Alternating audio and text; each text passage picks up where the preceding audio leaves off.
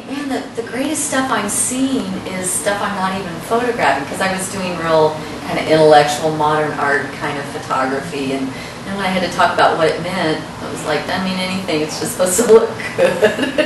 But when I started photographing for the events, that took on a whole another personality. And I had done a series of pictures of women dressed up, and this would have been like the early 80s, when you were not supposed to wear heels or makeup or anything. So I would have these massive forced feminization group parties for lesbians in which they all had to get out of their flannel and their jeans, and I had like sparkly dresses and wigs and funny shoes and hats and boas and gloves, and it was a riot. It was a riot. So many people. You think people don't sign releases at a Leatherman? I did not. There were people who would not sign these releases. It was like, you can't show that to people. I'm wearing makeup.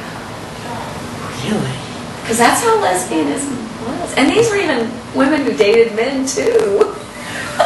But did they have fun at your parties? Oh yeah, we had a blast. I did maybe about 6 of them. But you couldn't show the photographs anywhere? Some of them I could, but I always had to ask. You know, I always try to get permission from people first, regardless of whether, especially a leather event. I know it's public, but really a lot of people are there and don't want to be photographed. So that's always been the policy.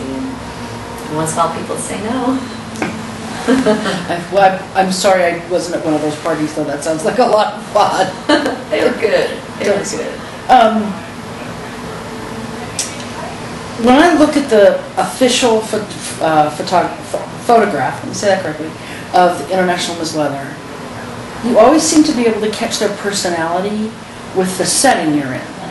Like I remember Jill Carter's, taken in Philadelphia against a red brick building, I believe, which is old Philadelphia, and maybe down an alley, or maybe somebody else was down an alley. Mm-hmm. Now, do you come up with that concept before you even get there, or once you see the city, or how does that process work for you?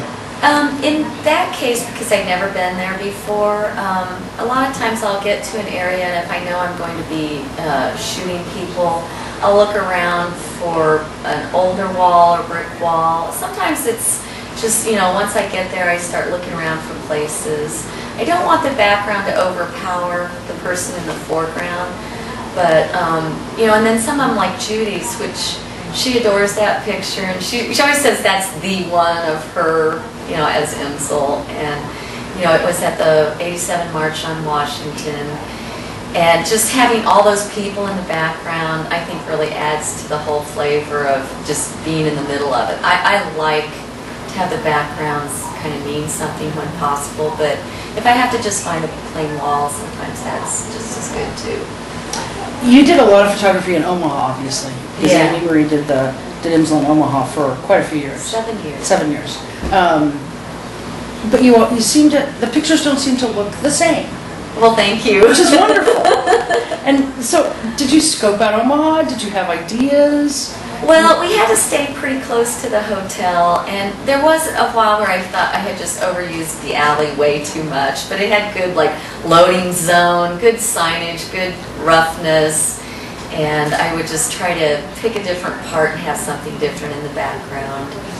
And that hotel was so ugly inside that I did have some shots that I did inside, but